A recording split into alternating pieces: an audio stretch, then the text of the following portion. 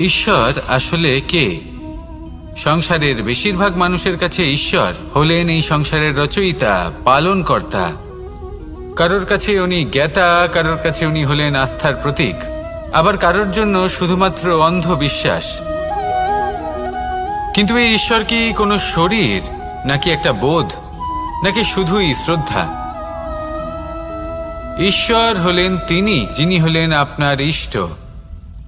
সেই জন্যই তো গুরু, মাতা, পিতা এনাদেরও ঈশ্বরই বলা হয়েছে। যাদেরকে আমরা ঈশ্বর বলে মনে করি, যারা আমাদের ইষ্ট, তারা আমাদের একটি পথ দেখান, একটি দিকে চালিত করেন। সেই পথে চলে আপনি শুভ কর্ম করতে পারেন। আর যখন কোনো ব্যক্তি তার ঈশ্বরের আদেশ পালন করেন, তখন সে নিজে থেকেই শুভ পথে অগ্রসর হয়ে যান। বেশ কয়েকজন মানুষ ঈশ্বরের ওপর আস্থা রাখেন এবং ভাবেন যে অনুচিত কোনো কাজ করা উচিত নয়, ঈশ্বর দেখছেন। ওনারা ভয় পান যে কোনো অনুচিত কর্ম করলে কে জানে তার পরিণাম কি হবে।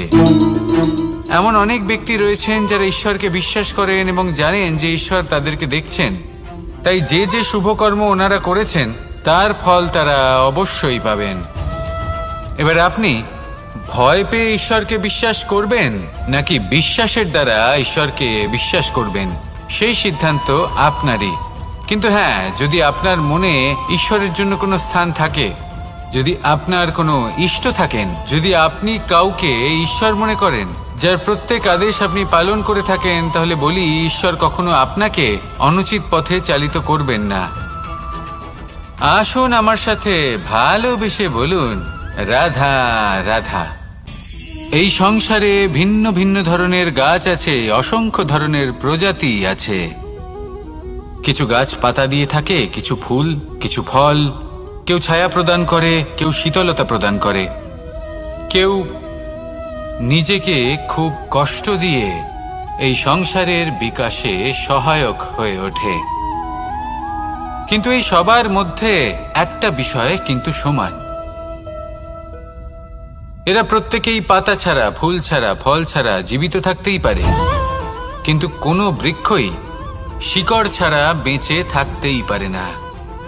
এটাই হলো রাধার।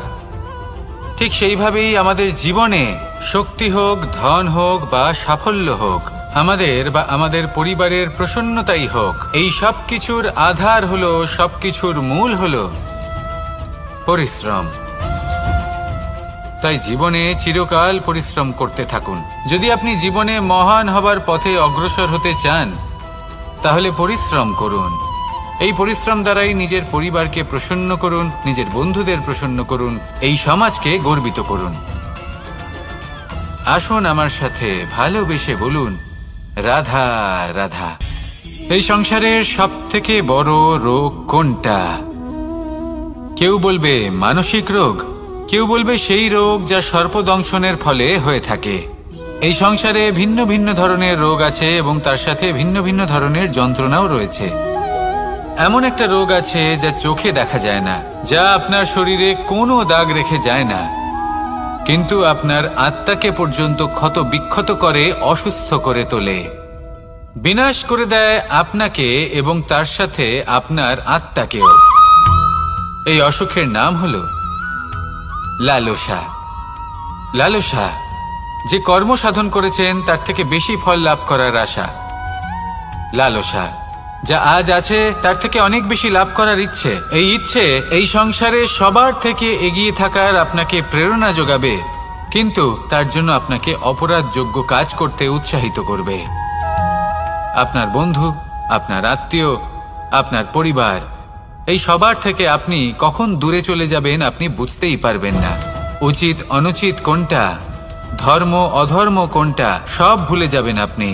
সেই জন্য মনে রাখবেন, নিজের জীবনে যদি আপনি লালসার থেকে নিজেকে দূরে রাখতে পারেন, তাহলে এর অর্থ হলো যে আপনি এই সংসারের সব থেকে বড় অসুখের ওপর বিজয় লাভ করেছেন। আসুন আমার সাথে ভালোবেসে বলুন, রাধা রাধা। এই সাগর কত বিশাল আকার, কখনো শান্ত, কখনো উত্তাল। কিন্তু এই সাগরকে এত মহান কে করে তুলল? জল। এবার এই জলের যাত্রা দেখুন, সেটা কতটা কঠিন। এই জল সাগরে থাকে। সূর্য ওকে এতটা উত্তপ্ত করে তোলে যে এই জল নিজের অস্তিত্ব হারিয়ে ফেলে এবং বাষ্পে পরিণত হয়ে হাওয়ায় মিলিয়ে যায়। তারপরে আকাশে যায় আর নিজের অস্তিত্ব আবার হারিয়ে ফেলে, মেঘে পরিণত হয়। তারপর এই মেঘ কোথাও গিয়ে কোনো পর্বতে ধাক্কা খায়, তারপর আবার এই জল নিজের অস্তিত্ব হারায়। তারপরে বর্ষার রূপ ধারণ করে তা বর্ষিত হয়, বা কোনো পর্বতের চূড়ায় তার শিখরে বরফের রূপ ধারণ করে। তারপরে এই বর্ষা মাটির দিকে নিজের যাত্রা শুরু করে। এবার মাটিতে ঝরে পড়া এই বর্ষা স্রোতের আকার ধারণ করে এবং আস্তে আস্তে বইতে থাকে।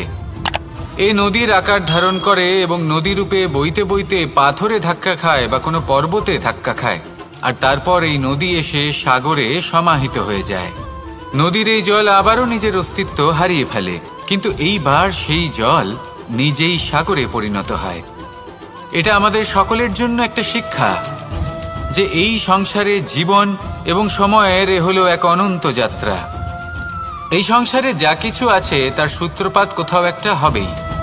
সেই জন্য মৃত্যু এবং সমাপ্তির চিন্তা ত্যাগ করে দিন, আর যে সূত্রপাত আপনি লাভ করছেন তার আনন্দ উপভোগ করুন।